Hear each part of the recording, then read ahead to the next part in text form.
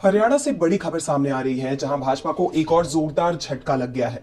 पहले तो हिसार के बीजेपी सांसद ने पार्टी से नाता तोड़ा था, तो अब बीजेपी की सहयोगी जननायक जनता पार्टी ने भी बीजेपी से गठबंधन तोड़ दिया है, जिसके बाद सीएम खट्टर को इस्तीफा देना पड़ गया है।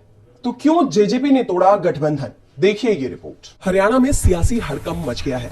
अचानक ही बीजेपी और जेजेपी के बीच गठबंधन टूटने का ऐलान हो गया। सरकार अल्पमत में आई, जिसके बाद मनोहर लाल खट्टर को मजबूरी में इस्तीफा देना पड़ गया। खट्टर ने राज्यपाल से मिलकर अपना इस्तीफा उन्हें सौंप दिया है। दरअसल सरकार पर संकट सोमवार शाम को ही मंडराने लगा था, जब लोकसभा चुनाव के लिए सीट शेयरिंग पर बीजेपी और जेजेपी की बात बिगड़ गई। दरअसल बीजेपी सभी 10 सीटों पर चुनाव लड़ना चाहती थी, जबकि जेजेपी 2 सीटों पर दावेदारी कर रही थी। इसके बाद ही ये तय हो गया था कि राज्य में गठबंधन टूटेगा और मंगलवार को सुबह दुष्यंत चौटाला के इस्तीफे की खबर भी आ गई। उन्होंने अपनी सरकारी गाड़ी को भी लौटा दिया। राज्य में जेजेपी के 10 विधायक हैं और इनके समर्थन से ही बीजेपी की मनोहर लाल खट्टर सरकार चल रही थी। वैसे बीजेपी दावा कर रही है कि निर्दलीय और छोटी पार्टियों के समर्थन के सहारे उसके पास बहुमत है, लेकिन अब मनोहर लाल खट्टर इस्तीफा दे चुके हैं और राज्य में नई सरकार के गठन की तैयारी भी शुरू हो गई है। राजभवन में शपथ ग्रहण की तैयारियां चल रही है। मामले में केंद्र भी अपनी नजर लगाए बैठा है। दिल्ली से 2 ऑब्जर्वर्स अर्जुन मुंडा और तरुण चुग चंडीगढ़ पहुंच गए हैं। दावा किया जा रहा है कि पार्टी ने अब सीएम बदलने का भी फैसला ले लिया है। सवाल उठ रहे हैं कि खट्टर की कुर्सी किसे मिलेगी। दौड़ में नायब सिंह सैनी